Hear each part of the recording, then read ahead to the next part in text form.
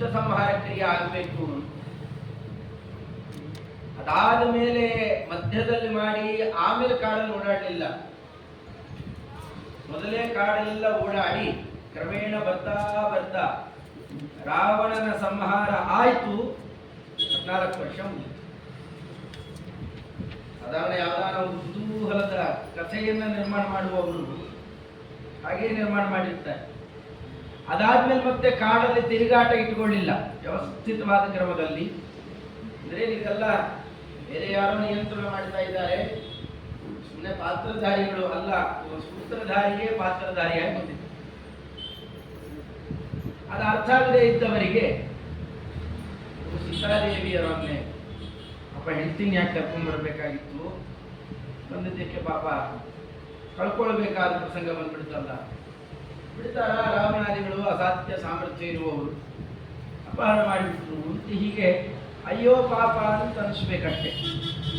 ದುಷ್ಟರಿಗೆ ಮೋಹನ ಮಾಡಲಿಕ್ಕೋಸ್ಕರನೇ ಅಂಥದ್ದೊಂದು ಪ್ರಕರಣವನ್ನ ಹಾಕಿ ಅದನ್ನ ತಡಿಬೇಕು ಅಂತ ಆ ಕಾಲದಲ್ಲಿ ಹೊರಟಿದ್ದಂತಹ ಜಟಾಯು ತನ್ನ ಕೈಯಲ್ಲಿ ಯಾವ ಶಕ್ಯವೋ ತಾವು ಪ್ರಯತ್ನವನ್ನು ಮಾಡ್ತಾರೆ.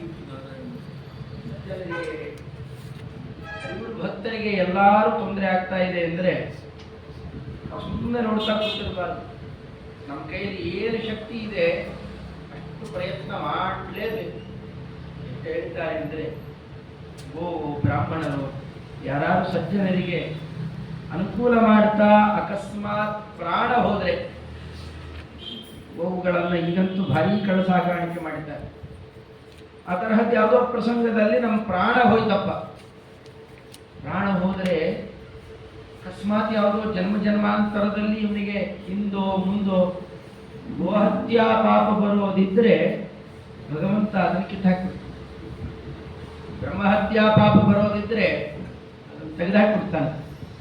ಅಷ್ಟು ಪುಣ್ಯ ಇದೆ ಅದಕ್ಕೆ ಅಂತಾರೆ.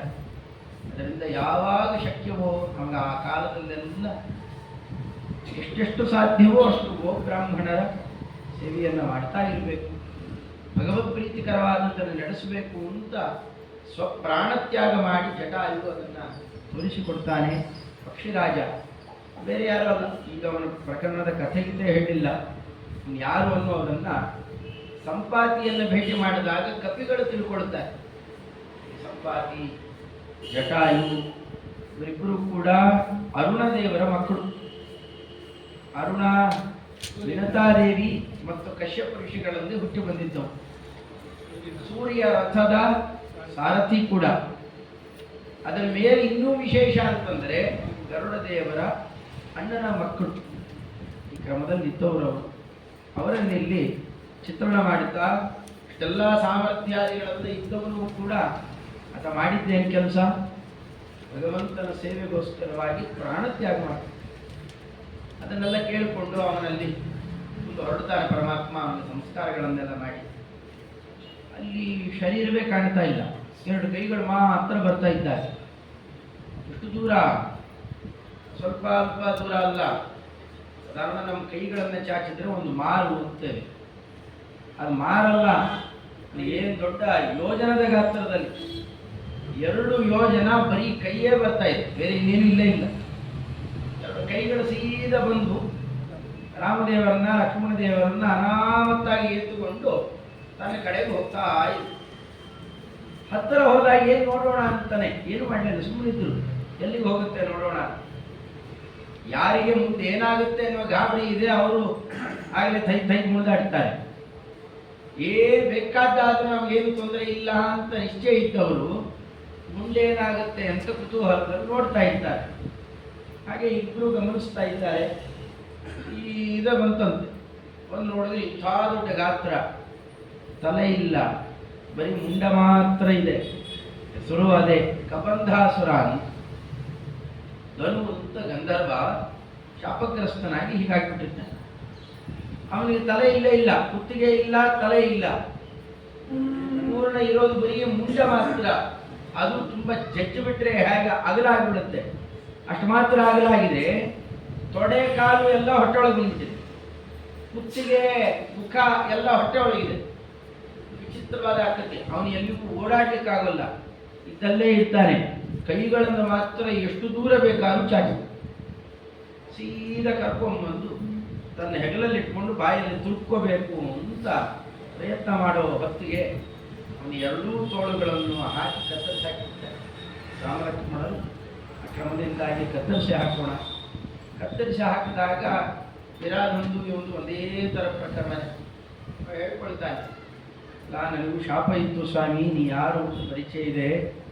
ಸ್ಥೂಲಶಿಲಾಹ ಅಂತನ್ನುವ ಋಷಿಗಳನ್ನು ಅವ್ರು ಸ್ವಲ್ಪ ಹಾಗೆ ಇದ್ದರಂತೆ. ತಲೆ ತುಂಬ ದೊಡ್ಡದು, ಮೈ ಕೈ ಎಲ್ಲ ತಪೋ ವಿಶೇಷದಲ್ಲಿ ಆಸಕ್ತರಾಗಿದ್ದರಿಂದಾಗಿ ಎಲ್ಲ ಬಡಕಲಾಗುತ್ತೆ. ಬರೇ ಎಲುಬುಗಳು, ತಲೆ ಮಾತ್ರ ಬುರುಡೆ ದೊಡ್ಡದಾಗಿ ಕಾಣುತ್ತೆ. ಸ್ಥೂಲ ಶಿಲಾಹ ಹೆಸರಿಗೆ ತಕ್ಕಂತೆ ಹಾಗೆ ಇತ್ತು. ತಪೋಧನರು ಹೊರಗಡೆಯಲ್ಲಿ ನೋಡ್ಲಿಕ್ಕೇನೋ ಆ ಸೌಂದರ್ಯ ಕಾಣೋಲ್ಲ. ಅಂಥ ವಿಚಿತ್ರವಾದ ವ್ಯಕ್ತಿತ್ವವನ್ನು ನೋಡಿಕೊಂಡು ಏನು ಅದ್ಭುತವಾದ ಸೌಂದರ್ಯ, ಧನು ಅಂತ ಗಂಧರ್ವ, ಅದು ಒಳ್ಳೆ ಸೌಂದರ್ಯ ಇದೆ, ಒಳ್ಳೆ ಗಾನಶಕ್ತಿ ಇದೆ, ಬೇಕಾಷ್ಟು ಅಪ್ಸರಾಸ್ತ್ರೀಯರ ಜೊತೆಯಲ್ಲೇ ಓಡಾಡೋದು.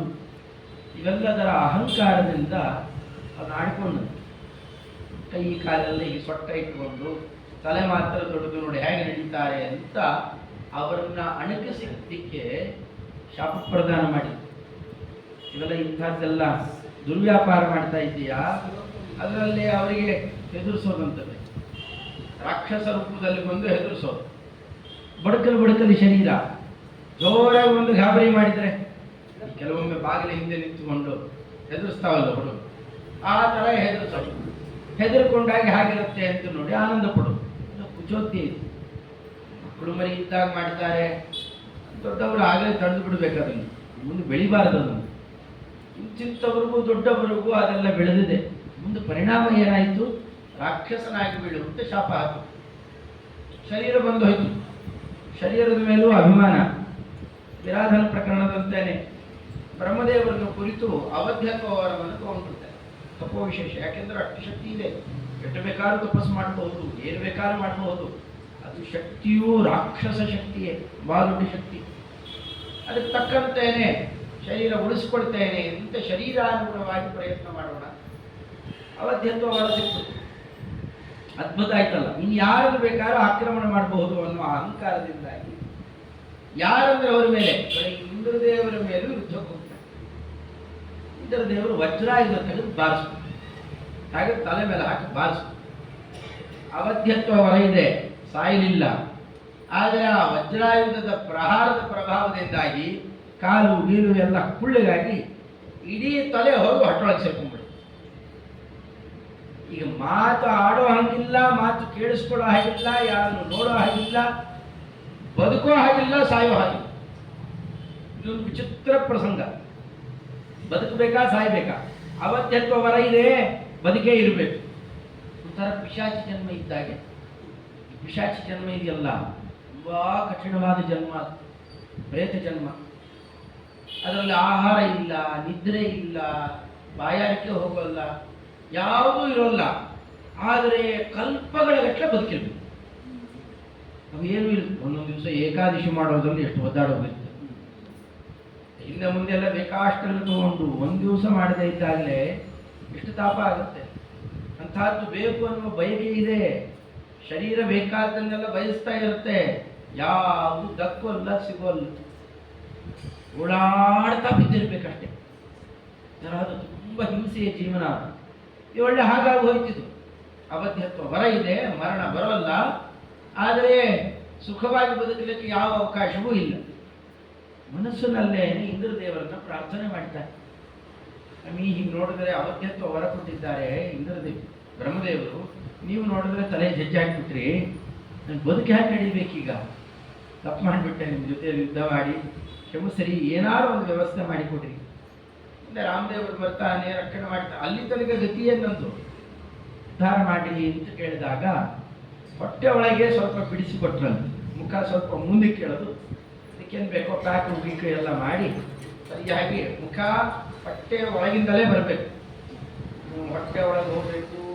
ಅಲ್ಲಿಂದ ಅನ್ನನಾಳದಿಂದಾಗಿ ಬಾಯಿಯಿಂದ ಹೋಗಿ ಅನ್ನನಾಳ ತನಕ ಹೀಗೆ ಇಳೋದು, ಕುತ್ತಿಗೆ ಅವೆಲ್ಲ ಈಗ ಇಲ್ಲ. ನೀವು ಬಾಯಿ ಒಳಗೆ ಹಾಕಿದ್ರೆ ಹೊಟ್ಟೆ ಒಳಗೆ ಹೋಗೋದು, ಅದು ಕರಳಿಗೆ ಹೋಗ್ತಿರ್ಬೇಕು ನೇರವಾಗಿ. ಅಂತಹ ಪ್ರಸಂಗ. ಆಗ ಒಂದು ವ್ಯವಸ್ಥೆ ಮಾಡಿಕೊಟ್ಟು ಅಲ್ಲೇ ಸ್ವಲ್ಪ ಬಿಡಿಸಿ ಕಣ್ಣು, ಅಲ್ಲೇ ಮೂಗು, ಅಲ್ಲೇ ಸ್ವಲ್ಪ ಕಿವಿ, ಬಾಯಿ ಎಲ್ಲ ಬಿಡಿಸ್ಕೊಟ್ಟು ಮುಖ ಸ್ವಲ್ಪ ಮುಂದೆ ಬರುವ ಹಾಗೆ ಮಾಡಿ ಹೊಟ್ಟೆ ಒಳಗೆ ಕಾಣಿಸ್ತಾ ಇರ್ಬೇಕಾದ್ರೆ. ಕೈಗಳು ಈಗೆಲ್ಲೂ ಓಡಾಡೋ ಹಾಗಿಲ್ಲ, ಏನು ಬೇಟೆ ಆಡೋ ಹಾಗಿಲ್ಲ, ಬದುಕೋದೇ ಹಾಗೆ. ಅದಕ್ಕೆ ಮತ್ತೊಂದು ವರ ಕೊಟ್ಟು ಕೈಗಳನ್ನು, ತೋಳುಗಳನ್ನು 2 ಯೋಜನದ ತನಕ ಬಿಡಿಸ್ಬೋದು. ಕೂತಲ್ಲೇ ಕೂತಿರ್ತೀವಿ, 2 ಯೋಜನದ ತನಕ ಕೈಗಳು ಹೊಂದಾವೆ. ಏನು ಸಿಗುತ್ತೆ ಕುತ್ಕೊಳ್ತೀನಿ. ಸಿಂಹಾದಿ ದುಷ್ಟ ಪ್ರಾಣಿಗಳನ್ನ ಕಡ್ತಿಲ್ಲ ಹಾಕ್ಬಿಡ್ತಿದ್ದ, ಅಂಥ ಬಲ ಆ ಥರದ್ದು ದಲು. ಅವನಿಗೆ ಕಬಂಧಾಸುರ ಅಂತಲೇ ಕರೀತಾ ಇತ್ತು. ಅಂಥವನನ್ನ ಆ ಕಾಲಕ್ಕೆ ಯಾವಾಗ ರಾಮದೇವರನ್ನ ತಾನಾಗಿ ಕೈ ಹಿಡಿದು ಎಳೆದ, ಆವಾಗ ಆ ಶಾಪವನ್ನು ನಿವೃತ್ತಿ ಮಾಡಿ ಬಡಿದು ಆ ಶರೀರವನ್ನು ಸಂಹಾರ ಮಾಡುತ್ತಾರೆ. ಸಂಹಾರ ಮಾಡಿದ ಮೇಲೆ ಪ್ರಾರ್ಥನೆ ಮಾಡಿ ನಿಜ ರೂಪ ತಗೊಂಡು ಹೊರಡುತ್ತಾನೆ. ಆ ಶರೀರವನ್ನು ಒಂದು ಬಿಲದಲ್ಲಿ ಇಟ್ಟು ಸಂಸ್ಕಾರ ಆಗ್ತದೆ. ಆ ರೀತಿಯಲ್ಲಿ ಮಾಡಿ ಸಂಸ್ಕಾರ ಆಗದೆ ಹಾಗೆ ಬಿದ್ದಿರಬಾರದು. ಆವಾಗ ಈ ಶಾಪ ವಿಮೋಚನೆಯಾಗಿಯೂ ಪೂರ್ಣ ಪ್ರಯೋಜನ ಇರೋಲ್ಲ. ಅದಕ್ಕೆ ವಿರಾಧನ ಶರೀರವನ್ನ, ಕಬಂಧನ ಶರೀರವನ್ನ ದೊಡ್ಡ ದೊಡ್ಡ ಬಿಲಗಳಲ್ಲಿ ತುರುಕು ಬಿಡ್ತಾರೆ. ಅದಕ್ಕೆ ಎಲ್ಲಾಗಿ ತೆಗೆದುಕೋಬೇಕು. ಬಿಲದಲ್ಲಿ ತುರುಕು ಬಿಡ್ತಾರೆ. ತುರುಕಿದ್ರೆ ಅಲ್ಲೇನೆ ಮಣ್ಣು ತಿಂದು ಹೋಗ್ಬೇಕು. ಆ ಶರೀರಕ್ಕೆ ಸಂಸ್ಕಾರ ಆಗಬೇಕು. ಹಾಗೊಂದು ವ್ಯವಸ್ಥೆಯನ್ನು ಮಾಡಿ ಅಲ್ಲಿಂದಾಗಿ ಏನು ಭಗವಂತ ಹೊರಟ. ಎಷ್ಟೆಷ್ಟು ಜನಕ್ಕೆ ನೋವು ಕೊಟ್ಟಿದ್ದೇವೋ, ಏನೇನು ಶಾಪ ಇದೆಯೋ ಗೊತ್ತಿದ್ದೋ ಗೊತ್ತಿಲ್ಲದೆ ಮಾಡ್ತೇವೋ, ಅಹಂಕಾರದಲ್ಲೇ ಮಾಡ್ತೇವೋ, ಇಂಥದ್ದು ಏನೇನೋ ಪ್ರಸಂಗಗಳಿದ್ದಾವೆ ಸ್ವಾಮಿ. ಆ ಕಬಂಧನ ಶಾಪವನ್ನು ಕಳೆದಂತಹ ಸ್ವಾಮಿ ಮಾಮವೇತ್ ಘ್ನನ್ ಕಬಂಧಂ, ನನ್ನನ್ನು ಅವೇ ರಕ್ಷಣೆ ಮಾಡಲಿ ಅಂತ ಮಂತ್ರಾಲಯ ಪ್ರಭುಗಳು ತಾವು ಪ್ರಾರ್ಥನೆ ಮಾಡಿ ನಮ್ಮ ಕೈಯಲ್ಲೂ ಪ್ರಾರ್ಥನೆ ಮಾಡಿಸ್ತಾರೆ. ಇದು ಒಂದು ಪ್ರಕರಣ ಇದೆ. ಇನ್ನು ಮುಂದೆ ನಡೆಯುವ ಪ್ರಕರಣ ಎಲ್ಲ ಕಿಷ್ಕಿಂಧಾಖಂಡದಲ್ಲಿ ನಡೆದಂತಹ ಪ್ರಕರಣ, ಅದನ್ನು ದಾಖಲೆ ಮಾಡ್ತಾರೆ. ಪಂಪಾ ತೀರಂ ಸಗಚ್ಚನ್ ಇಹ ಗತವಸತಿ ಭಕ್ತಚಿತ್ತಶಬಲ್ಯೈ ದತ್ವಾ ಮುಕ್ತಿಂ ಪ್ರಕುರ್ವನ್ ಹನುಮತ ಉದಿತಂ ಪ್ರಾಪ್ತ ಸುಗ್ರೀವ ಸಖ್ಯಂ ಸಪ್ತಚ್ಛಿತ್ವಾ ತತಾಲಾನ್ ವಿಧಿವರ ಬಲಿನೋ ವಾಲಿಭಿತ್ಸೂರ್ಯಸೂನುಂ ಕುರ್ವಾಣೋ ರಾಜ್ಯಪಾಲಂ ಸಮವತು ನಿವಸನ್ ಮಾಲ್ಯವತ್ಕಂದರೇಸೌ. ಬಹುಪಾಲು ಕಿಷ್ಕಿಂಧಾಖಂಡದ ಚರಿತ್ರೆ ಉಳಿದಿದ್ದ ಮುಂದುವರಿಸ್ತಾರನ್ನ ಬಹುಪಾಲು ಚರಿತ್ರೆಯನ್ನು ಇದು ಸಂಗ್ರಹ ಮಾಡಿಬಿಡ್ತಾರೆ. ಅದ್ಭುತವಾದ ಪ್ರಕರಣ ಕಿಷ್ಕಿಂಧಾಖಂಡ. ಅಲ್ಲಿಂದ ಪಂಚವಟಿಯಿಂದಲೂ ಕೂಡ ಕೆಳಗಿಳಿದು ಇಳಿದು ಸೀತಾದೇವಿಯರ ಅನ್ವೇಷಣ ಅನ್ನೋ ನೆಪದಲ್ಲಿ ಬರ್ತಾ ಇದ್ದಾರೆ. ದಾರಿಯಲ್ಲಿ ಯಾರು ಎದುರಿಗೆ ಸಿಕ್ಕರು ಅಂದ್ರೆ ಓ ಕಳೆದಂತೆ ರಾಮದೇವ್. ಯಾಕೆ ಕಳ್ತೀಯಪ್ಪ ಅಂತ ಅವ್ರು ಕೇಳಬೇಕು. ಈ ಸಾವಿನ ಮನೆಯಲ್ಲಿ ಹಾಗಾಗತ್ತೆ. ಓ ಅಂತ ಅಳ್ತಾ ಇದ್ದಾರೆ. ಸ್ವಲ್ಪ ನಿಂತೆಲ್ಲ ಸುಧಾರಿಸ್ಕೊತಾ ಇರ್ತಾರಂತೆ. ಮತ್ತೆ ಯಾರು ನೋಡಕ್ಕೆ ಅಂತ ಬಂದ್ರೆ ಮತ್ತೆ ಅವ್ರಿಗೆ ಶುರು ಮಾಡ್ಕೋತಾರೆ. ರಾಮದೇವರು ಹಾಗೆ ನಾಟಕ ಮಾಡ್ತಾ ಇದ್ದಾರೆ. ಯಾರು ಎದುರಿಗೆ ಸಿಕ್ಕರೆ ಸಾಕು ಲಕ್ಷ್ಮಣನ ಹೆಗಲಿಟ್ಕೊಳ್ಳೋದು, ಅಳೋದು. ಪತ್ನಿ ಹಾಗಿದ್ಲು ಹೀಗಿದ್ಲು, ಅಲ್ಲೆಲ್ಲ ಒಳ್ಳೆ ಕಮಲದ ಹೂ ಕಂಡ್ರೆ ನೋಡಿ ನಿಮ್ಮತ್ತಿಗೆ ಹೀಗೆ ಇದ್ದಲ್ವಾ ಅಂತ ಕೇಳೋದು. ಏನೋ ಒಂದು ನೆಪ ಮಾಡೋದು, ಆಡೋದು. ನೋಡಿದವ್ರಿಗೆ ಎಷ್ಟು ಅನ್ನಿಸ್ಬೇಕು ಅಂದ್ರೆ ಹೆಂಡತಿನ ಕಳ್ಕೊಂಡವ್ರು ಇಷ್ಟೆಲ್ಲ ಅಳ್ತಾರ? ಹೆಂಡತಿನ ಕಳ್ಕೊಂಡವರೆಲ್ಲ ಇಷ್ಟ ಅಳಲ್ಲ, ಇಷ್ಟ ಅಳಬೇಕಾ? ನಾವೇ ಭಾರಿ ಹೆಂಡತಿ ಮಕ್ಕಳು ಅದು ಇದು ಅಂತೆಲ್ಲ ಸಾಂಸಾರಿಕ ಸದಸ್ಯರನ್ನು ವಸ್ತುಗಳನ್ನು ಭಾರಿ ಅಭಿಮಾನ ಮಾಡೋರು ಅಂತ ತಿಳ್ಕೊಂಡಿದ್ವಿ. ಅದನ್ನೆಲ್ಲ ಬಿಡು ಅಂತ ಹೇಳುತ್ತೆ ಶಾಸ್ತ್ರ. ನೆಲ ಬಿಟ್ಟುಬಿಡು, ನಾರಿ ಮೋಹವನ್ನು ತ್ಯಾಗ ಮಾಡು, ಈಶ್ವರತ್ರಯವನ್ನು ಬಿಟ್ಟುಬಿಡು, ಏನೇನೋ ಹೇಳುತ್ತೆ. ಅದೆಲ್ಲ ಕೂಡಿಸಿಕೊಂಡು ಒಬ್ಬ ಸಂಸಾರಿಗೆ ಉಪದೇಶ ಮಾಡಿದರೆ, ಒಳ್ಳೆ ಮಕ್ಕಳು ಮರಿ ಎಲ್ಲ ಇದ್ದಾವೆ, ಒಳ್ಳೆ ಕುಟುಂಬಿ, ಅವನು ಕೂಡಿಸ್ಕೊಂಡು ಹೆಂಡತಿ ಮಕ್ಕಳು ಎಲ್ಲ ಮೋಹ ಮಾಡಬೇಡ, ಅದೆಲ್ಲ ಬಿಟ್ಟುಬಿಡು ಅಂದರೆ ನಿಮಗೇನು ಗೊತ್ತಾಗುತ್ತೆ? ನಿಮ್ಗೂ ಎಲ್ಲ ಇದ್ದಿದ್ರೆ ಅರ್ಥ ಆಗಿರೋ ಬೈಕ್ ಬಿಡ್ತಾರೆ. ಹಾಗೆ ಭಗವಂತನೇ ಉಪದೇಶ ಮಾಡ್ತಾನೆ ಅಂದರೆ ದೇವರಿಗೆ ಏನು ಗೊತ್ತಾಗುತ್ತೆ? ದೇವರು ಇಲ್ಲಿ ಬಂದು ನಮ್ಮ ಥರ ಓಡಾಡಿದರೆ ಗೊತ್ತಾಗಿರೋದು. ಅದಕ್ಕೆ ಬಂದ ಪರಮಾತ್ಮ. ಇಷ್ಟೆಲ್ಲ ಆಳೋದನ್ನು ನೋಡಿದಾಗ ಈ ಒಂದೊಂದು ಕಡೆ ಒಂದೊಂದು ಥರ ಹತ್ತಿದ್ದಾನೆ. ಹತ್ತಿದ್ದಕ್ಕೆಲ್ಲ ತುಂಬ ಕಾರಣ ಇದೆ. ಅದನ್ನೆಲ್ಲ ಸಂಗ್ರಹ ರಾಮಾಯಣದಲ್ಲಿ ಅದ್ಭುತವಾಗಿ ಸೂಚನೆ ಮಾಡ್ತಾ ಹೋಗ್ತಾರೆ. ಇಲ್ಲಿ ಯಾಕೆ ಅಳ್ತಾನಂತೆ ಪರಮಾತ್ಮ? ಅದು ಕಾರಣ ಇದೆ ಅಂತ. ಇಲ್ಲಿ ಅಳೋದಕ್ಕೆ ಸ್ತ್ರೀ ಸಂಜ್ಞಾಮಿತಿರತಿಂ ಪ್ರಥಯಂಶ್ಚಕಾರ. ತುಂಬ ದೊಡ್ಡ ದೊಡ್ಡ ಚರಿತ್ರೆ ಆಗಿ ಹೋಗಿದೆ. ಹೆಂಡತಿ ಅಂತ ಅಳೋದು ಇದು ಬರೀ ನಾಟಕ ಅಷ್ಟೇ.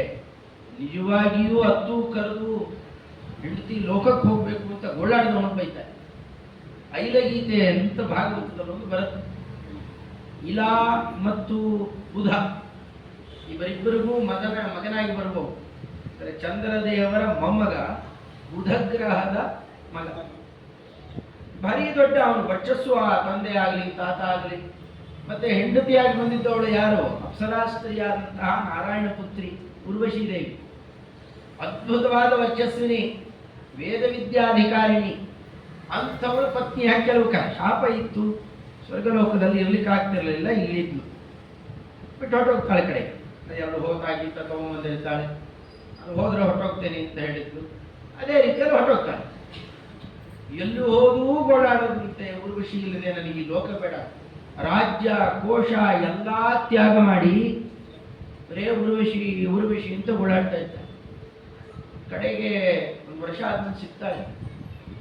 ಈ ಕುರುಕ್ಷೇತ್ರದಲ್ಲಿ ಸಮಂತ ಪಂಚಕ ಅಂತ ಪರಶುರಾಮ ದೇವರು ಕೊಡ್ಲಿ ತೊಳೆದಂತಹ ತೀರ್ಥರು ತಮ್ಮ ಪಿತೃದೇವತೆಗಳಿಗೆಲ್ಲ ಪಾದಾರ್ಪಣ ಕೊಟ್ಟಿದ್ದರು ಭಗವಂತ. ಅಂತಹ ತೀರ್ಥಗಳಲ್ಲಿ ಸ್ನಾನ ಮಾಡಲಿಕ್ಕೆ ದೇವತೆಗಳು, ಋಷಿಗಳು, ಅಪ್ಸರಾಸ್ತ್ರಿ ಎಲ್ಲ ಬರ್ತಾರೆ. ಅಲ್ಲಿ ಬಂದಿದ್ದಾಗ ಅವರು ವಿಷಯನ್ನು ಭೇಟಿ ಮಾಡ್ತಾರೆ, ಓಡಾಡ್ತಾರೆ ಆ ಕಾಲಕ್ಕೆ.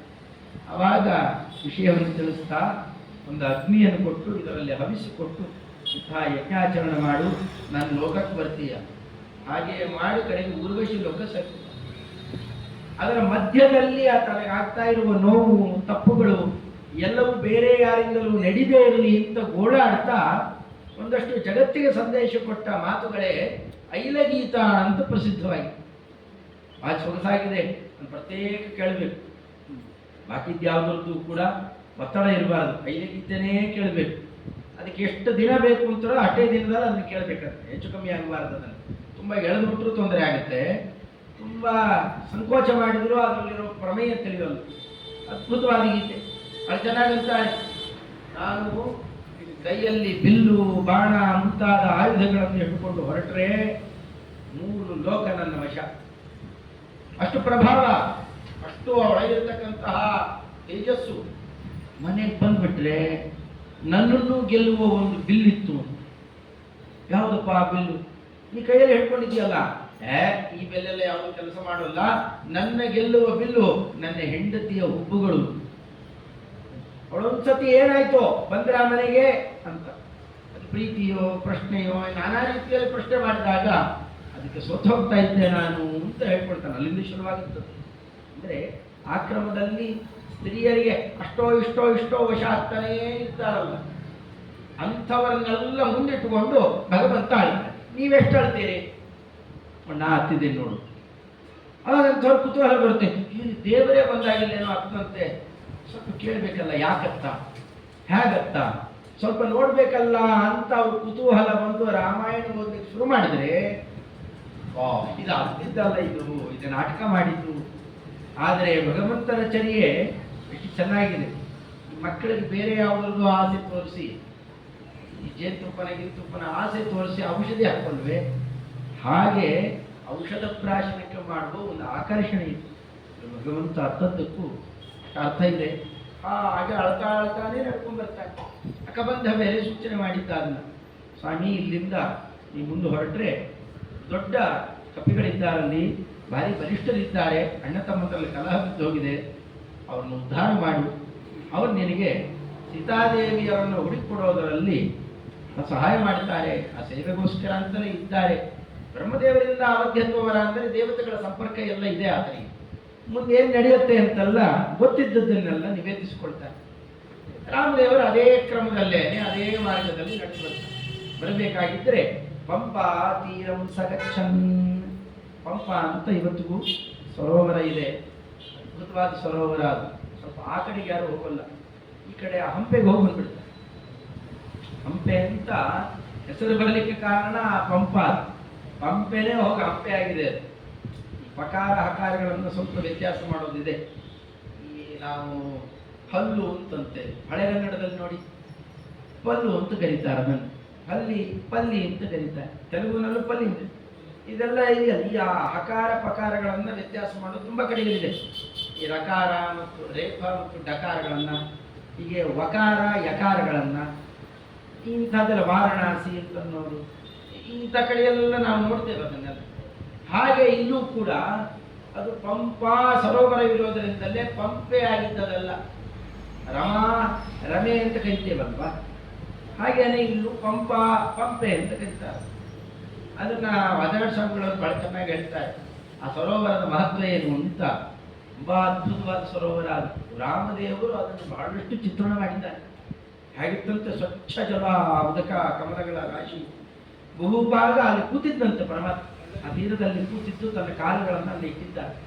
ಲಕ್ಷ್ಮಣ ದೇವರಿಗೆ ಅಲ್ಲಿ ಅರಳಿದ ಕಮಲಗಳಿಗೂ ಈ ಪರಮಾತ್ಮನ ಪಾದಪದ್ಮಕ್ಕೂ ವ್ಯತ್ಯಾಸವೇ ಕಾಣ್ತಿರಲಿಲ್ಲ. ಅಷ್ಟು ಸುಂದರವಾದ ಪಾದಪದ್ಮ ಅಂತಲೇ ಚಿತ್ರಣ ಮಾಡಿದ್ದಾರೆ. ಅಲ್ಲಿ ಹಂಪಾಲ ಬಾಲ ಅಂತ ದುರ್ಗಾದೇವಿಯರ ಗುಡಿ ಹೊಂದಿದೆ. ಆ ಪಂಪಾ ಸರೋವರದ ಬಳಿಯಲ್ಲೇ ದುರ್ಗಾದೇವಿಯರ ಗುಡಿ ಇದೆ. ಅಲ್ಲೆಲ್ಲ ಬಂದು ವಾಸ ಮಾಡ್ತಾರೆ.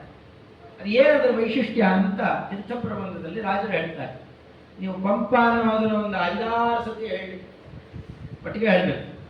ಮಕ್ಕಳಿಗೆ ನಾಲಿಗೆ ತಿರುಗಲಿ ಅಂತ ಬೇರೆ ಬೇರೆ ಒಂದಷ್ಟೆಲ್ಲ ಹೇಳಿಸೋಲ್ವೇ, ಕೆಂಪು ಕುಂಕುಮ, ಕಪ್ಪು ಕುಂಕುಮ ಒಟ್ಟಿಗೆ ಹೇಳಿ ಸ್ವಲ್ಪ ಎಲ್ಲ ನಾಲಿಗೆ ಟ್ವಿಸ್ಟಿಂಗ್ ಇರಲಿ ಅಂತ ಅಭ್ಯಾಸ ಮಾಡಿಸೋದೆಲ್ಲ ಮಾಡ್ತಾರೆ, ಆಟಕ್ಕೆ ಅಂತ ಮಾಡಿಸ್ತಾರೆ. ಹಾಗೆ ಇದನ್ನು ಕೂಡ ಪಂಪ ಅನ್ನೋದನ್ನ ಬೇಗ ಬೇಗ ಬೇಗ ಬೇಗ ಹೇಳಬೇಕು. ಪಂಪ ಪಂಪ ಪಂಪ ಪಂಪ ಪಂಪ ಪಂಪ ಮಾಡೋದು ಅಲ್ವಾ. ಅದು ಯಾಕೆ ಅಂತ ತೋರಿಸ್ತಾರೆ. ನೀವು ಅಲ್ಲಿ ಸ್ನಾನ ಮಾಡಿದರೆ ಇದು ಉಲ್ಟಾಗ, ನಾವು ಮಾಡಿರುವ ಪಾಪ ಇದೆಯಲ್ಲ ಅದು ಉಲ್ಟಾಗ. ಅಂದ್ರೆ ಏನರ್ಥ ಅಲ್ಲಿಗೆ? ಪಾಪವು ಪುಣ್ಯ. ಎಷ್ಟು ಪಾಪ ಮಾಡಿದ್ದರಲ್ಲ, ನೀವಲ್ಲಿ ಸೇವೆ ಮಾಡಿದರೆ, ರಾಮದೇವರ ಸ್ಮರಣೆ ಮಾಡ್ತಾ ಅಲ್ಲಿ ಸೇವೆ ಮಾಡಿದರೆ, ಆ ಸರೋವರದಲ್ಲಿ ದುರ್ಗಾದೇವಿಯರ ದರ್ಶನಾದಿಗಳನ್ನು ಮಾಡಿದರೆ, ಎಷ್ಟು ಕ್ವಾಂಟಿಟಿಯ ಪಾಪ ಇತ್ತಲ್ಲ ಉಲ್ಟೋ ಹೋಗಿ ಅದು ಪಾಪಂ ಹೋಗಿ ಉಲ್ಟಾ ಮಾಡಿದರೆ ಪಂಪ ಕೂತಿದೆ. ಅಂದರೆ ಹೆಸರನ್ನೇ ತಲೆ ಕೆಳಗಾಗಿ ಮಾಡಿ ಕೂತಿದೆ ಅಂದ ಮೇಲೆ ಏನ್ ಮಾಡುತ್ತೆ? ನಮ್ಮ ಪಾಪನ ವಿಪರೀತ ಮಾಡಿ ಪುಣ್ಯವನ್ನಾಗಿ ಬದಲಾಯಿಸಿ ನಮ್ಮನ್ನು ಉದ್ಧಾರ ಮಾಡುವ ಸರೋವರ ಅಂತ. ಆ ಸರೋವರದ ಮಹತ್ವವನ್ನು ಸಾರಲಿಕ್ಕೆ ಭಗವಂತ ಕೂತಿರ್ತಾನೆ. ಅದನ್ನೇ ರಾಯರು ಮಾತಾಡ್ತಾ ಪಂಪಾ ತೀರಂ ಸಗಚ್ಚನ್ ಇಹ ಕೃತ ವಸತಿ. ಸ್ವಲ್ಪ ಕಾಲ ಅಲ್ಲೇ ವಾಸ ಮಾಡಿತ್ತಂತೆ. ಅದರ ಮಹತ್ವವನ್ನು ಕಂಡು ಹುಡುಕೊಂಡು ಹೊರಟೋಗ್ತಾ ಇರ್ಬೇಕಲ್ಲ, ಮುಂದಕ್ಕೆ ಹೋಗಲಿಲ್ಲ. ಇಹ ಕೃತ ವಸತಿ ಭಕ್ತಿ ತುಷ್ಟಶ್ಯ ವೈಯೈ. ಕೆಲವು ದಿವಸ ಅಲ್ಲಿ ಇತ್ತಂತೆ.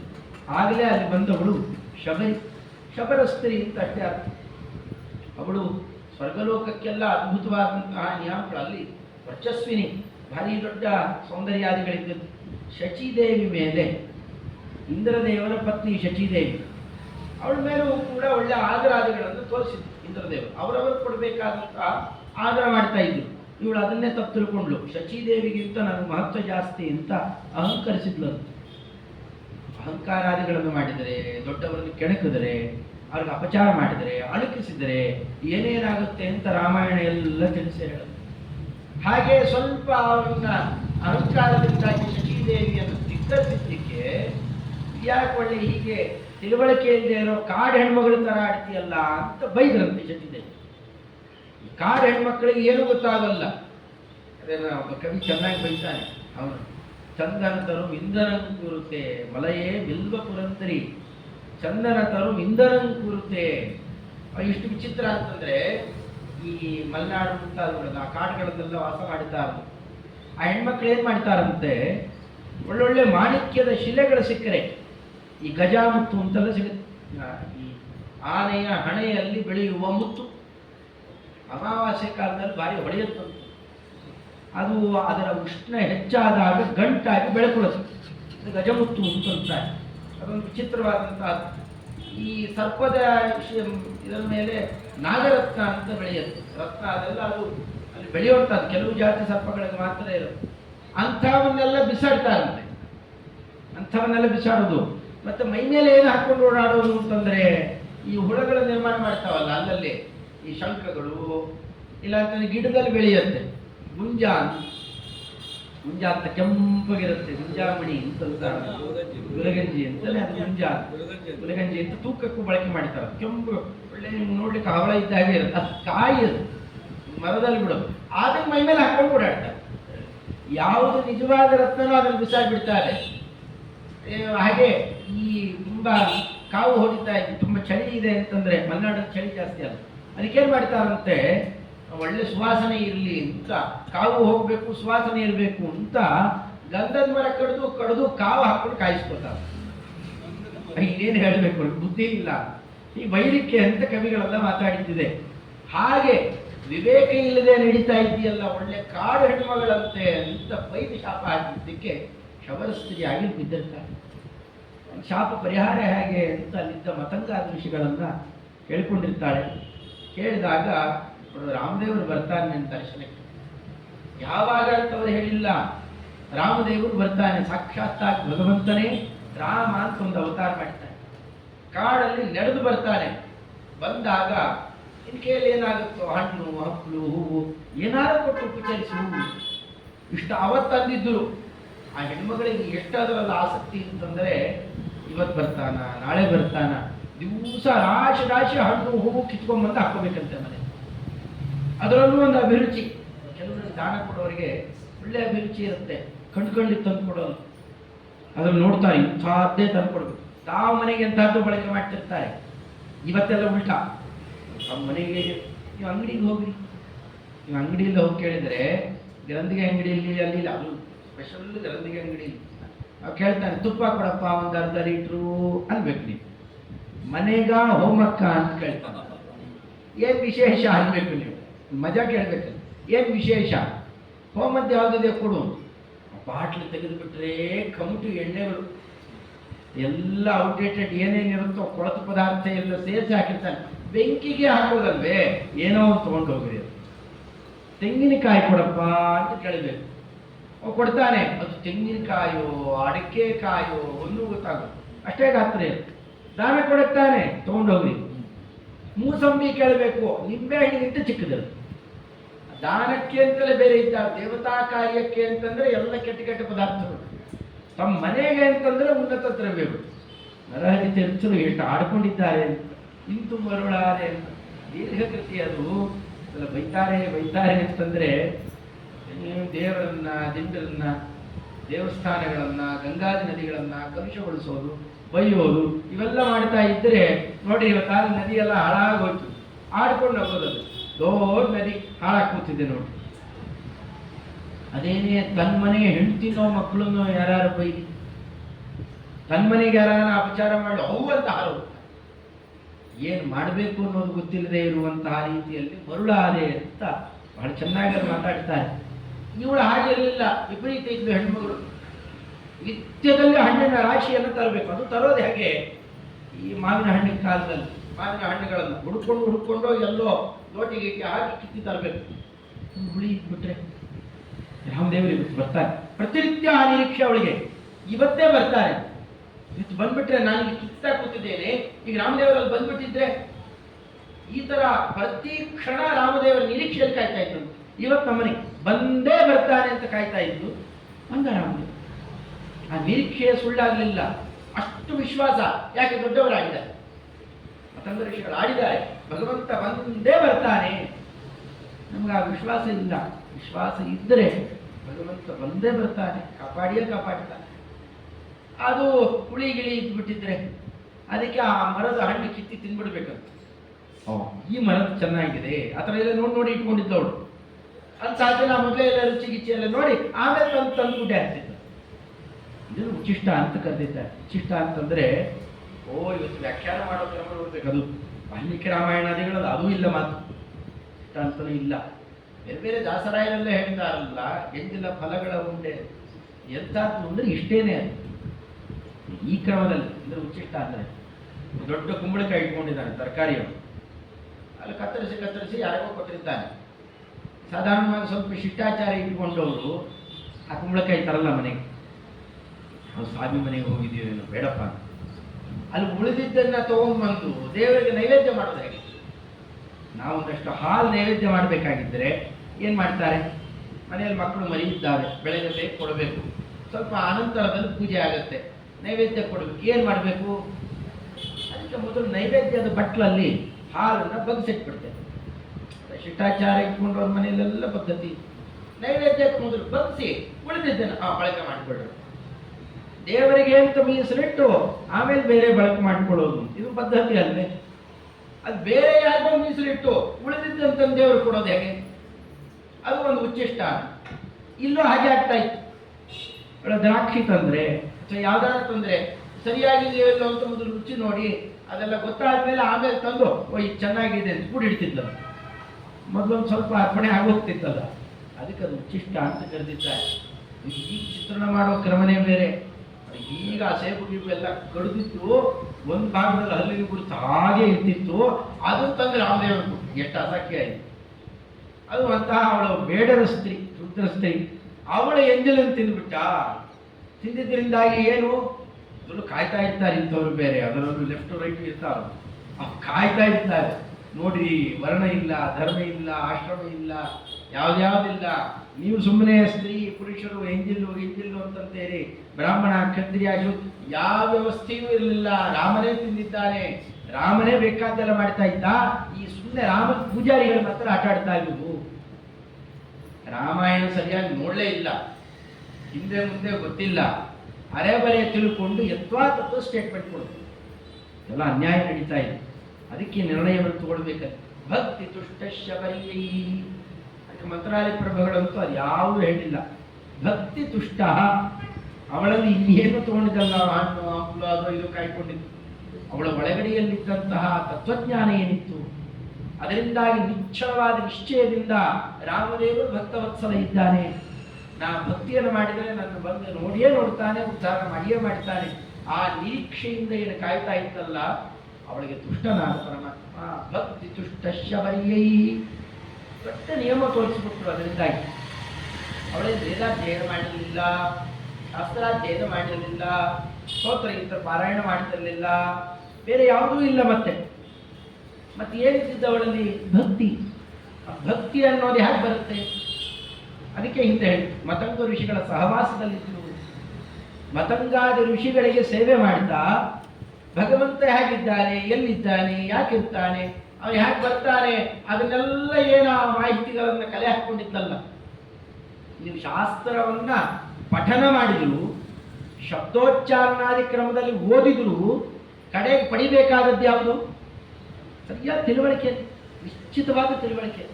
ಜ್ಞಾನೇನ ಅಮೃತಿ ಭವತಿ. ಮತ್ತೊಬ್ಬರು ಓದಿ ಕಥೆ ಹೇಳಿದ್ರು ನಮ್ಗೆ ಬರೋದೇನು? ಇಲ್ಲಿ ಶಾಸ್ತ್ರಾಧಿಕಾರ ಇದ್ದು ಮಾತ್ರ ಉದ್ಧಾರ ಆಗಿಬಿಡೋಲ್ಲ, ಇಲ್ಲದೇ ಇದ್ದವರೆಲ್ಲ ಹಾಳಾಗಿ ಹೋಗಲ್ಲ. ಮುಖ್ಯವಾಗಿ ಬೇಕಾದದ್ದೇನು? ಅವರು ಕೂಡ ತತ್ರಜ್ಞಾನಾಧಿಕಾರಿಣ ಅಥವಾ ತಂತ್ರಜ್ಞಾನಾಧಿಕಾರಿಣ.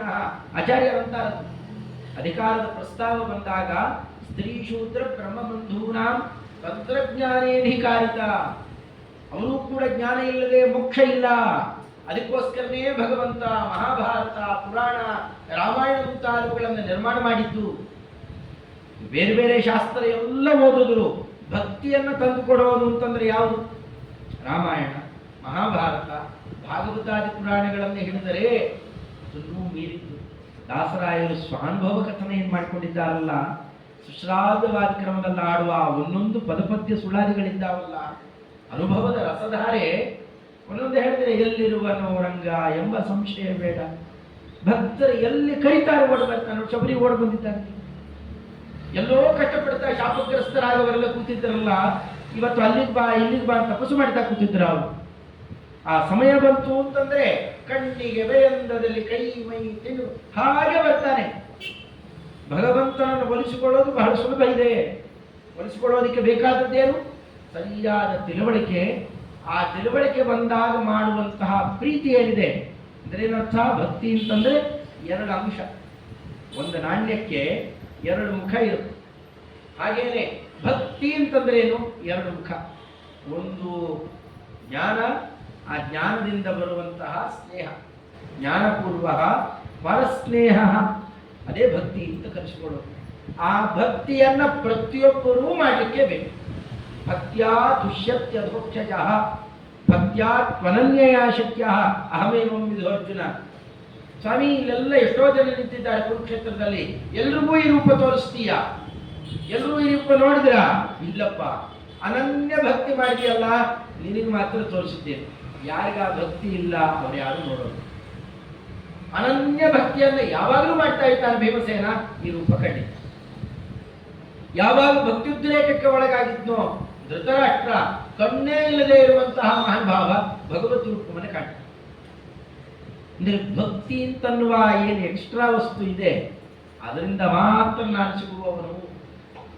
ಅದು ಇಲ್ಲದೆ ಬೇಕಾದ ಶಾಸ್ತ್ರಾಭ್ಯಾಸ ಮಾಡಿ ಸಾವಿರಾರು ಜನಕ್ಕೆ ಪಾಠ ಹೇಳಿ ದೊಡ್ಡ ಯೂನಿವರ್ಸಿಟಿಗೆ ವೀಸಿ ಒಂದು ಅಂಶವೂ ಭಕ್ತಿ ಇಲ್ಲ, ಅವನಿಗೆ ಯಾವ ಜ್ಞಾನವೂ ಇಲ್ಲ.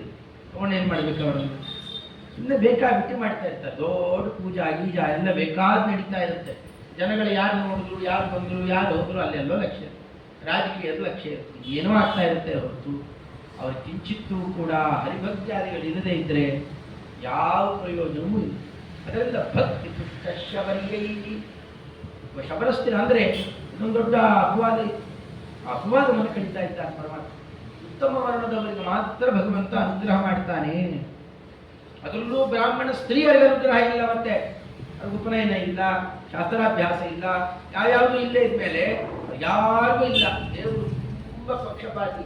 ಯಾರು ಮಾಡ್ತಾನೆ ಅಂದರೆ ವೇದ ಗೀದ ಒಂದಷ್ಟು ಹಚ್ಕೊಂಡು ಕಿರ್ಚ್ಕೊಂಡು ಓಡಾಡ್ತಾವಲ್ಲ ಕೆಲವು, ಅವಕ್ಕೆ ಮಾತ್ರ ಉದ್ಧಾರ ಮಾಡ್ತಾನೆ, ಬೇರೆ ಯಾರನ್ನು ಉದ್ಧಾರ ಮಾಡೋಲ್ಲ. ಇತ್ತಾಗ ಪರಮಾತ್ಮ ಭಕ್ತಿವಂತರು ಎಲ್ಲೇ ಇರಲಿ, ಅವರು ಯಾರು ಆಗಿರಲಿ, ಅದೇ ಅದಕ್ಕೆ ವಿರುದ್ಧ ನಡೆದವನು ಎಂಥವನು ಬೇಕಾರಾಗಿರಲಿ ಅವನು ಹೊಡೆದಾಗ್ತಾನೆ. ಈ ಹಿರಣ್ಯಕಶಿಪು ಪ್ರವೃತ್ತಿಗಳೆಲ್ಲ ಎಂಥವರು, ಎಷ್ಟು ಮಂತ್ರ, ಎಂಥ ಜಪ, ಎಂಥ ಸಿದ್ಧಿ. ರಾವಣನೇ ತಗೊಂಡ್ರೆ ಎಂಥ ಮಂತ್ರ ಜಪ ಸಿದ್ಧಿ ಬೇಕಾದಲ್ಲ ಇದ್ದವನು, ನಾವು ಹೊಡೆದು ಕೆಡುತ್ತಾರೆ ಪರಮಾತ್ಮ. ಅದು ಯಾವುದೂ ಇಲ್ಲ. ಪರಮಾತ್ಮನನ್ನು ಸರಿಯಾಗಿ ತಿಳ್ಕೊಂಡಿರುವ ಒಬ್ಬ ಹೆಣ್ಣುಮಗಳು, ಅದು ಶಬರ ಸ್ತ್ರೀ, ಅವಳನ್ನು ಉದ್ಧಾರ ಮಾಡಿ. ಅದೇ ಮುಂದೊಬ್ಬ ಶೂದ್ರ ಎಲ್ಲರನ್ನು ಉದ್ಧಾರ ಮಾಡಿ. ಅದು ಇಲ್ಲ. ಮತ್ತೆ ಅಂದರೆ ಜಾತಿ ನಿಬಂಧನದಿಂದ ಈ ಜಾತಿಯವರೆಲ್ಲ ಒಳ್ಳೆಯವರು, ಈ ಜಾತಿಯವರೆಲ್ಲ ಕೆಟ್ಟವರು, ಹೀಗಲ್ಲೇ ಹೇಳಿ ಬರೋಲ್ಲ. ಗಂಡಸರೆಲ್ಲ ಒಳ್ಳೆಯವರು, ಹೆಂಗಸರು ಕೆಟ್ಟವರು, ಹೆಂಗಸರೆಲ್ಲ ಒಳ್ಳೆಯವರು, ಗಂಡಸರು ಹಾಗೆ ಹೇಳಿಕ್ ಬರುತ್ತಾ?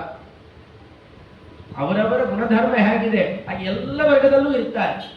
ತನ್ನನ್ನ ಭಕ್ತಿಯ ಆಧಾರದಿಂದ ಸರಿಯಾಗಿ ತಿಳಿದು ಯಾರು ಆರಾಧನೆ ಮಾಡ್ತಾರೆ, ಯಾವ ಮೂಲೆಯಲ್ಲಿ ಬೇಕಾದ್ರೂ ಬಿದ್ದಲ್ಲಿ ಅವ್ರನ್ನ ಉದ್ಧಾರ ಮಾಡ್ತಾರೆ. ಎಂಥ ಉನ್ನತ ಸ್ಥಾನದಲ್ಲಿದ್ದವನು ಬೇಕಾದ ಬಲ ಐಶ್ವರ್ಯ ಬೇಕಾದಿರಲಿ, ಅಪರಾಧ ಮಾಡ್ತಾ ಇದ್ದ ಅಂತಂದ್ರೆ ಪಡೆದು ತಮಸ್ಸಿಟ್ಕೊಳ್ತಾನೆ.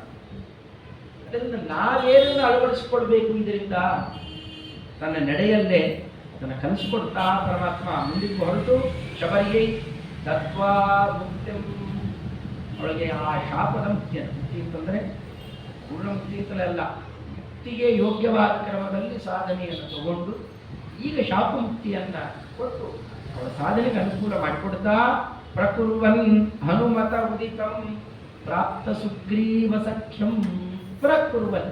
ಅಲ್ಲಿ ಪ್ರಜಾತಃ ಹೇಳ್ತಿರಲ್ಲ ಹಾಗೆ ಪ್ರಕುರ್ವನ್. ಹನುಮಂತ ದೇವರು ಬಂದಾಗ ಏನೋ ಒಂದು ಪ್ರಕರ್ಷ ಹೆಚ್ಚಾಗಬೇಕಲ್ಲ, ಅದನ್ನು ಹೇಳಿ. ಏನು ಹನುಮಂತ ದೇವರಿಗೆ ಏನು ವಿಶೇಷ ಕೊಡಲೇ ಇಲ್ಲ, ಸುಮ್ಮನೆ ಅಷ್ಟೇ ಹೇಳಿಬಿಟ್ಟಿರಲ್ಲ. ಮುಖ್ಯ ಪ್ರಾಣಾವತಾರಿಗಳು ರಾಮಾಯಣದಲ್ಲಿ ತುಂಬ ಚಿತ್ರಣ ಇದೆ. ರಾಮಾಯಣದ ಚಿತ್ರಣ ನೋಡಿದ್ರೆ ಇನ್ನೇನು ಹೇಳಿಲ್ಲ, ಅದನ್ನೆಲ್ಲ ಸಂಗ್ರಹ ಮಾಡಿದ್ದಾರೆ, ಮಧ್ಯ ವಿಜಯದಲ್ಲೇ ಇದೆ. ಹನುಮಾನ್ ಯಾಕೆ ಕರೆದ್ರು ಅವರನ್ನ? ಏನಂದಿದ್ದಾರೆ? ಯೇ ಗುಣಾನಾಮ ಜಗತ್ ಪ್ರಸಿದ್ಧಾ ಯಂ ತೇಷು ತೇಷು ಸ್ಮನಿ ದರ್ಶಯಂತಿ ಸಾಕ್ಷಾನ್ ಮಹಾಭಾಗವತ ಪ್ರಬಲಂ ಶ್ರೀಮಂತಮೇನಂ ಹನುಮಂತ ಮಾಹು. ಹನುಮಾನ್ ಅಂತ ಯಾಕೆ ಕರೆದ್ರು? ಆ ಹೆಸರೇ ದೊಡ್ಡ ಬಿರುದು ಅವರಿಗೆ, ಇನ್ನೇನು ಹೆಚ್ಚಿಂದ ಹೇಳೋದೇ ಬೇಡ. ಹನುಮಾನ್ ಅಂತ ಕರೆಯೋದಕ್ಕಿಂತಲೂ ಇನ್ನೊಂದು ಬೇರೆ ಬೇಡವೇ ಬೇಡ. ಯಾಕೆ ಅಂಥದ್ದೇನು ಮಹತ್ವ ಇದೆ ಎಲ್ಲ ಕಥೆ ಹೇಳಿದ್ದಾರೆ. ಅದನ್ನೆಲ್ಲ ಅವತಾರ ಮಾಡಿ ತರಲಿಕ್ಕೆ ಹಾರಿ ಹೋಗಿದ್ದು, ರಾಹುನ ತಡಿಲಿಕ್ಕೆ ಅಂತ ಪ್ರಯತ್ನ ಮಾಡಿದ್ರು.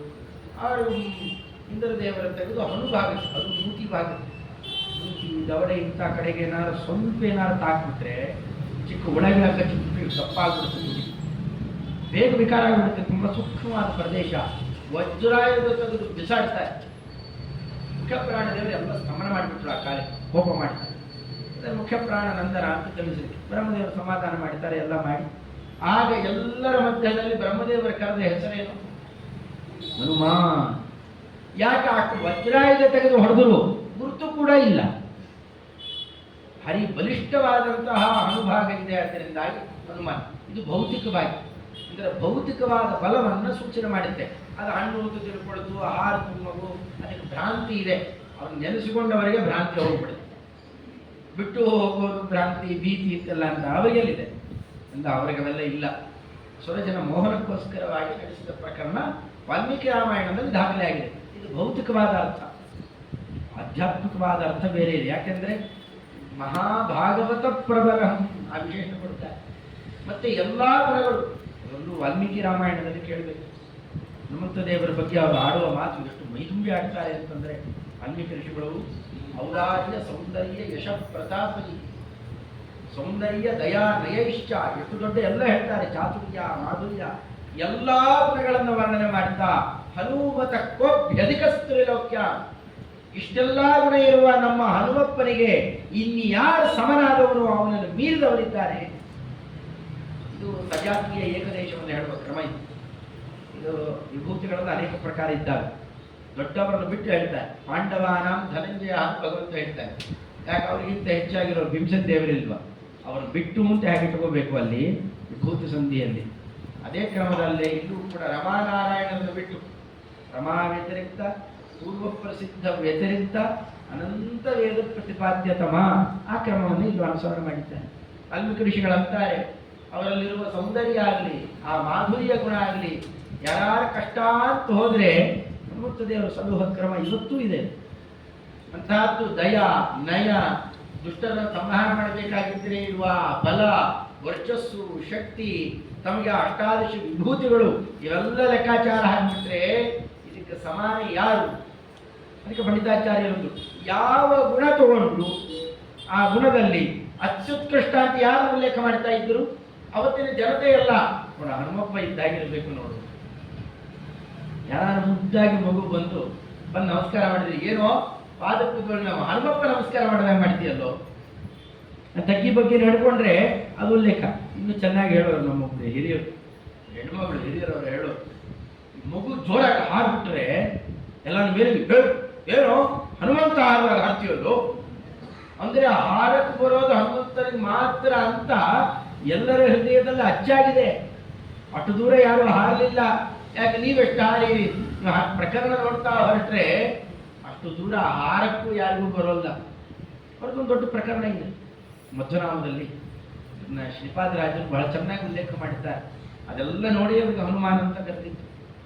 ಆ ಕಾಲಕ್ಕೆ ಹೋಗಿ ಸೂರ್ಯನಾರಾಯಣ ದೇವರ ಬಳಿಯಲ್ಲಿ ಪ್ರತ್ಯಕ್ಷ ದೈವ, ಬೇರೆದ್ದಾದ್ರೆ ಹುಡ್ಕೊಂಡು ಹೋಗ್ಬೇಕು. ಸೂರ್ಯಬಿಂಬ ಅದ್ಭುತ ಪ್ರಕಾಶ ಕಾಣ್ತಾ ಇದೆ. ಸೂರ್ಯದೇವರು ಯಾರನ್ನ ಅರ್ಚನೆ ಮಾಡ್ತಾರೋ ಅವನು ಸೂರ್ಯನಾರಾಯಣ, ಅವನ ಬಳಿಯಲ್ಲಿ ಹೋದು ಕೇಳಿಕೊಂಡು, ಸ್ವಾಮಿ ನಿನ್ನೆಲ್ಲ ಅಧ್ಯಯನ ಮಾಡಬೇಕು, ಅದರಲ್ಲೂ ಷಡಂಗಗಳಲ್ಲಿ ಅತ್ಯಂತ ಪ್ರಧಾನ ವ್ಯಾಕರಣ, ಅದನ್ನು ಅಧ್ಯಯನ ಮಾಡಬೇಕು ಮಹಾವ್ಯಾಕರಣದಿಂದಲ್ಲಿ ಅಂತ ಕೇಳ್ತಾರೆ. ಭಗವಂತ ಅನ್ನೋದಿಲ್ಲಪ್ಪ ಆಗೋಲ್ಲ, ಕಷ್ಟ ಇದೆ. ಇಲ್ಲಿ ಯಾಜ್ಞವಲ್ಕ್ಯರು ಮುಕ್ತ ಬಂದಿದ್ದರು, ಅವರು ಹಿಂದಿಂದ ಓಡ್ಕೊಂಡು ಬರ್ತಾ ಇದ್ರು. ಅತಿ ವೇಗದಲ್ಲಿ ಹೋಗುತ್ತೆ. 1/4 ಕ್ಷಣ, ಲೆಕ್ಕ ಹಾಕೋದೇ ಕಷ್ಟ. 1/4 ಕ್ಷಣಕ್ಕೆ 2.5 ಕೋಟಿಗಿಂತ ಹೆಚ್ಚು ಯೋಜನ.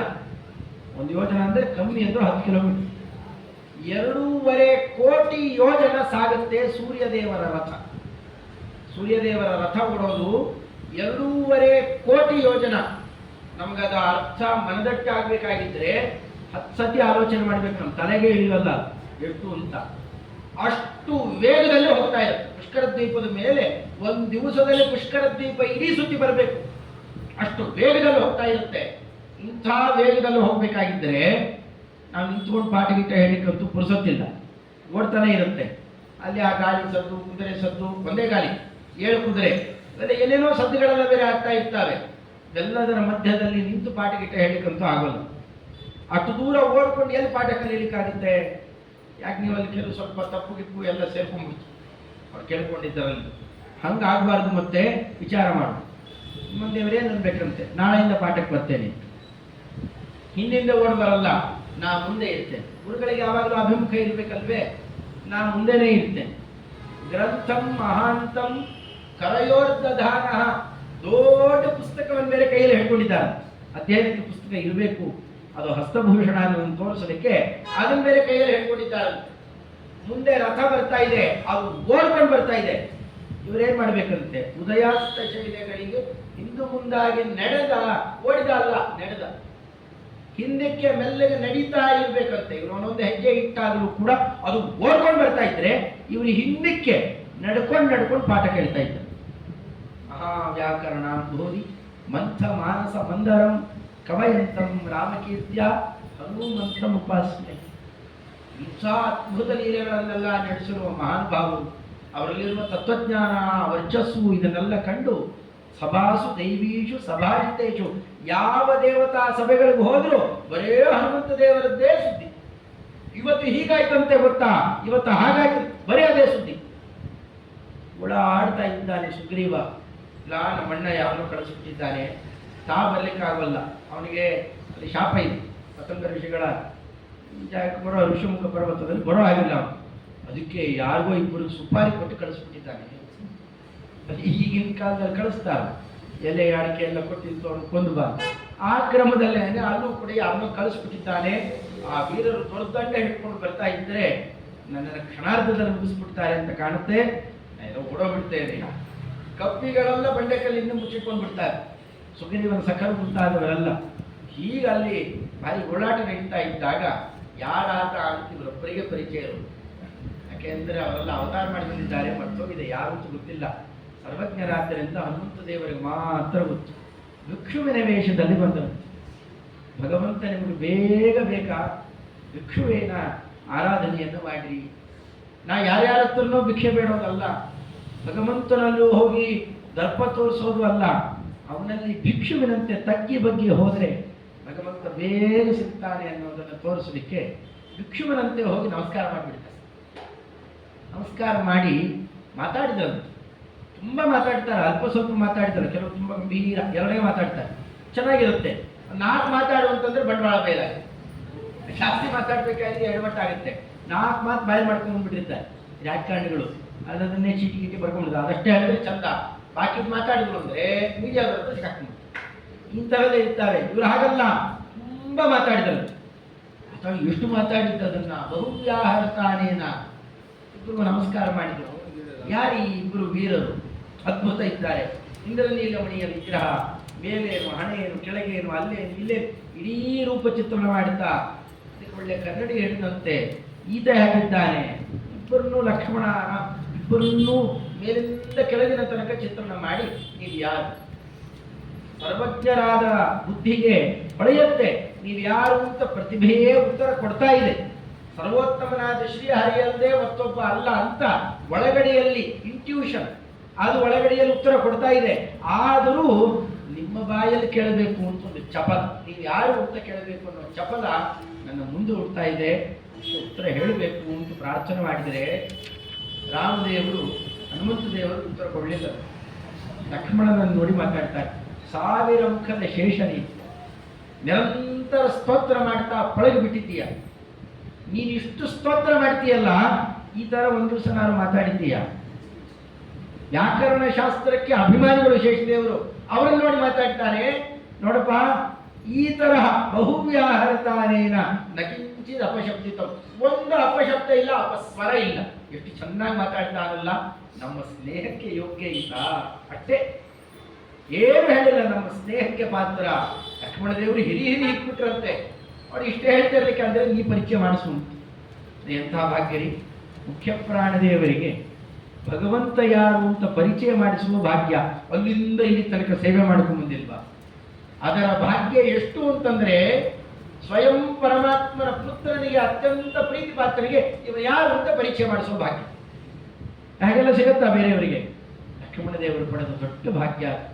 ಇದು ಸಾಮಾನ್ಯ ಅಲ್ಲ. ದಶರಥನಂದನ ಒಂದೇ ಮಾತಿನ ಪರಿಪಾಲನೆಗೋಸ್ಕರ ಬಂದಿದ್ದಾನೆ. ಹೀಗೆಲ್ಲ ಆಗಿದೆ.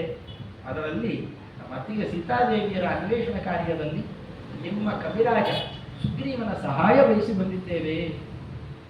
ಹೆಗಲ ಮೇಲೆ ಕೂಡಿಸ್ಕೊಂಡು ಹಾರ್ಬಿಡ್ತಾರೆ. ಹಾರ್ತಾ ಸುಗ್ರೀವ ಹೆದರ್ಕೋತಾ ಇದ್ದಾನೆ. ಆದರೂ ಹೆಗಲ ಮೇಲೆಲ್ಲ ಕೂಡಿಸ್ಕೊಂಡಿದ್ದು ನೋಡಿ ಸ್ವಲ್ಪ ಸಮಾಧಾನ ಆಯ್ತು. ಓ, ಯಾರೋ ಅಯೋಗ್ಯರತ್ವ ಅಲ್ಲ.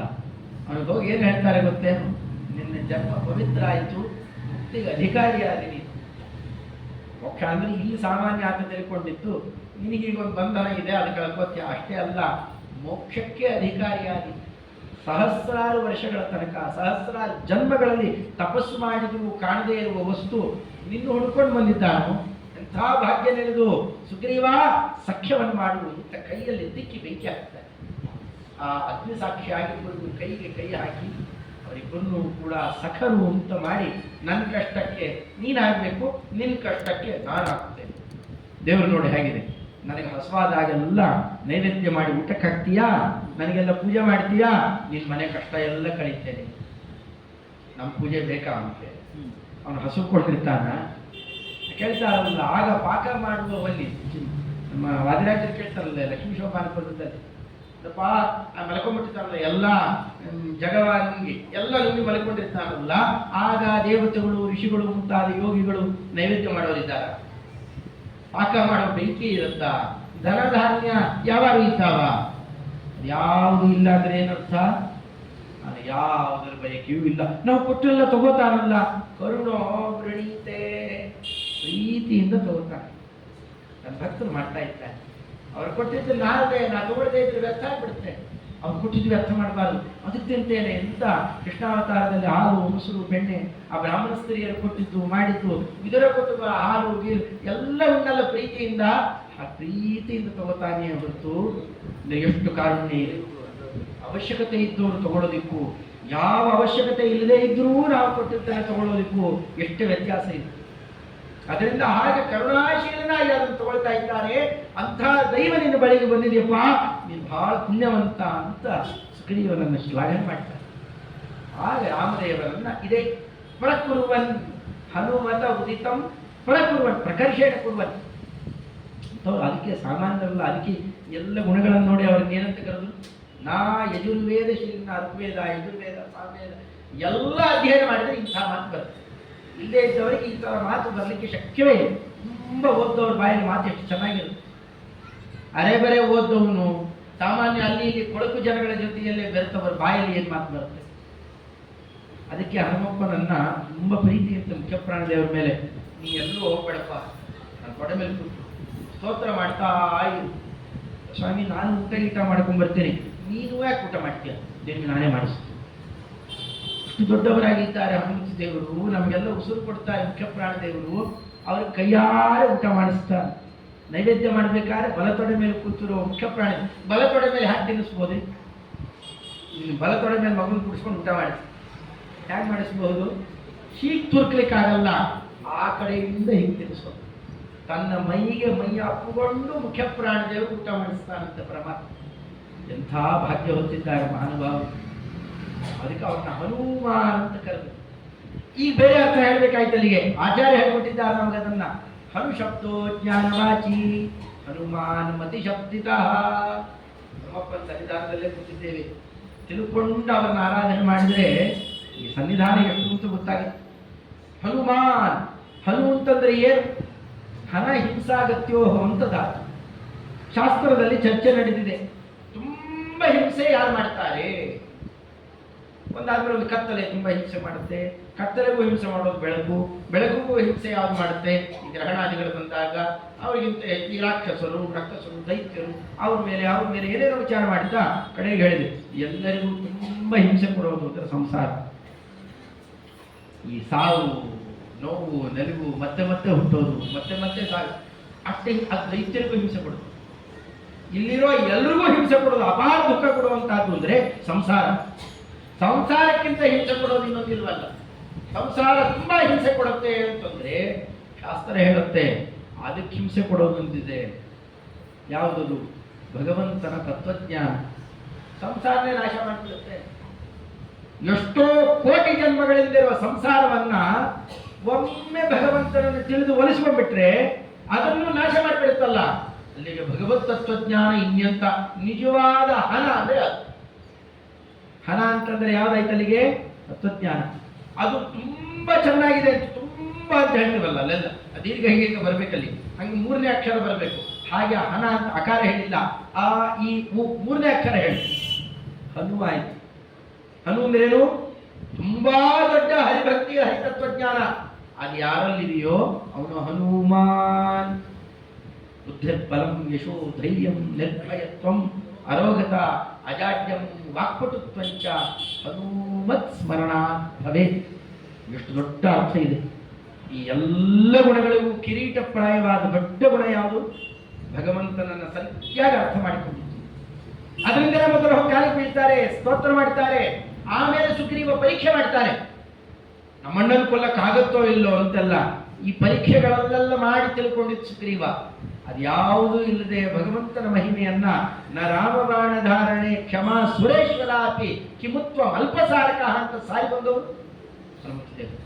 ಅಂದರೆ ಸರ್ವಜ್ಞ ಶಿಖಾಮಣಿಗಳು ಭಗವಂತನನ್ನ ಚೆನ್ನಾಗಿ ತಿಳಿದವರು. ಪೂರ್ಣ ತಿಳಿದರು ಅಂತ ಹೇಳಿ ಬರೋಲ್ಲ, ಪೂರ್ಣ ರಮಾದೇವಿಗೆ ತಿಳಿದಿಲ್ಲ, ಚೆನ್ನಾಗಿ ತಿಳಿದವರು, ಜೀವರಲ್ಲೆಲ್ಲ ಭಗವಂತನನ್ನ ಸರಿಯಾಗಿ ತಿಳಿದವರು ಅಂತಂದ್ರೆ ಮುಖ್ಯ ಪ್ರಾಣದೇವರು ಮಾತ್ರ. ಅವರ ಮೊದಲನೇ ರೂಪವನ್ನು ಅದಕ್ಕೆ ಹನುಮಾನ್ ಮತಿಶಬ್ದಿತ. ನೀವು ನಿತ್ಯ ಹನುಮತೆ ನಮಃ, ಹನುಮಾನ್ ಹನುಮಾನ್ ಹನುಮಾನ್ ಹನುಮ ಜಯಂತಿ ಆಚರಣೆ ಮಾಡಿದರೆ ಅಲ್ಲಿ ನಮಗೇನು ಸಿಗುತ್ತೆ? ಕೃಷ್ಟವಾದ ಭಗವತ್ ತತ್ವಜ್ಞಾನವನ್ನು ನಮಗೂ ಕೊಡ್ತಾರೆ. ಅಲ್ಲಿಗೆ ಸಂಸಾರ ನಾಶ ಆಗುತ್ತೆ. ಅದಕ್ಕೆ ಹನುಮಪ್ಪ ಹೇಳಿದಾಗೆಲ್ಲ ಯಾಕೆ ಕುಣಿತಾನೆ ಅಂತ ಭಗವಂತ ಚೆನ್ನಾಗಿ ಅರ್ಥ ಮಾಡಿಕೊಂಡು ಬಳಸ್ಕೊಂಡ್ಬಿಟ್ಟು ಅವ್ರು ವಶದಲ್ಲಿ ಇಟ್ಕೊಂಡ್ಬಿಟ್ಟಿದ್ದಾರೆ. ಅದಕ್ಕೆ ಹನುಮಂತ ಉದಿತಂ, ಹನುಮಂತ ದೇವರು ಏನು ಹೇಳಿದ್ರು, ಅವರ ಕಡೆಯವರು ಏನು ಹೇಳಿದ್ರು ಕೇಳ್ಬಿಡ್ತಾನೆ ಪರಮಾತ್ಮ. ವಾಲಿಯನ್ನು ಹೊಡಿಬೇಕು ಸ್ವಾಮಿ, ಹೊಡೆದಾಕ್ಬಿಡ್ತಾನೆ. ಸುಗ್ರೀವನಿಗೆ ಪಟ್ಟ ಕಟ್ಟಬೇಕು ಸ್ವಾಮಿ, ಪಟ್ಟ ಕಟ್ಟಿಬಿಡ್ತಾನೆ. ವಿಭೀಷಣನಿಗೆ ಪಟ್ಟ ಕಟ್ಟಬೇಕು, ಕಟ್ಟಿಬಿಡ್ತಾನೆ. ರಾವಣನ ಹೊಡೆದ ಏನು ಹೇಳಿದ್ರು ಕೇಳ್ಬಿಡ್ತಾನೆ. ನಾವು ಇವರೊಬ್ಬರನ್ನು ಬಳಸ್ಕೊಂಡ್ಬಿಟ್ರೆ ಸಾಕು. ರಾಮದೇವರು ನಾವು ವಶ ಬೇರೆಪಡಿಸ್ಕೊಳ್ಳೋದು ಬೇಡವೇ ಬೇಡ. ಅದನ್ನ ಮಂತ್ರಾಲಯಗಳು ಅಂತಾರೆ ಹನುಮತ ಉದಿತಂ. ಹನುಮಂತ ದೇವರು ಏನು ಹೇಳಿದ್ರು ಪ್ರಕೃತ ಮಾಡಿಬಿಡ್ತಾನೆ ಪರಮಾತ್ಮ. ಅವ್ರನ್ನ ಚೆನ್ನಾಗಿ ಒಲಿಸ್ಕೊಳ್ಳಿ. ನಮ್ಮ ಉಸಿರಾಟವೇ ಬೇರೆ ಅಲ್ಲ, ಅಷ್ಟು ನಮಗೆ ಉಪಕಾರ ಮಾಡ್ತಾ ಇರುವಂತಹ ನಮ್ಮ ತಾಯಿ ತಂದೆ ಎಲ್ಲಕ್ಕಿಂತ ಮಿಗಿ ಮಾತರಮ್ಮೆ ಮಾತರಿಶ್ವನ್ ಪಿತಃ ಅತುಲ ಗುರು ಭ್ರಾತಃ ಇಷ್ಟ ಆಪ್ತಬಂಧು ಸ್ವಾಮಿನ್ ಸರ್ವಾಂತರಾತ್ಮನ್ ಅಜಃ ಜರಯಿತಃ ಜನ್ಮ ಮೃತ್ಯಾಮಯಾನ. ಅವರನ್ನೇ ಏನಂತ ಕೇಳ್ಕೋಬೇಕು? ಗೋವಿಂದೇ ದೇಹಿ ಭಕ್ತಂ ಭವತಿ ಚ ಭಗವನ್ ಊರ್ಜಿತಾಂ ನಿರ್ನಿಮಿತ್ತಾಂ ನಿರ್ವ್ಯಾಜಾಂ ನಿಶ್ಚಲಾಂ ಸದ್ಗುಣಗಣ ಬೃಹತೀಂ ಶಾಶ್ವತೀಂ. ನಾಳೆ ನಾಡಿದ್ದು ಕೊಡ್ತೇನಪ್ಪ, ಮುಂದೆ ಯಾವಾಗ ನೋಡ್ಕೊಳ್ಳೋಣ ಹಾಗನ್ಬೇಡಿ ಸ್ವಾಮಿ.